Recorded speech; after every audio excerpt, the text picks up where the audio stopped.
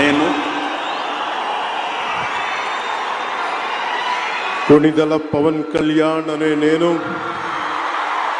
శాసనం ద్వారా నిర్మితమైన భారత రాజ్యాంగం పట్ల నిజమైన విశ్వాసం విధేయత చూపుతానని, భారతదేశ సార్వభౌమాధికారాన్ని సమగ్రతని కాపాడుతానని, ఆంధ్రప్రదేశ్ రాష్ట్ర మంత్రిగా నా కర్తవ్యాలను శ్రద్ధతో అంతఃకరణ శుద్ధితో నిర్వహిస్తానని, భయం గాని పక్షపాతం గాని రాగద్వేషాలు గాని లేకుండా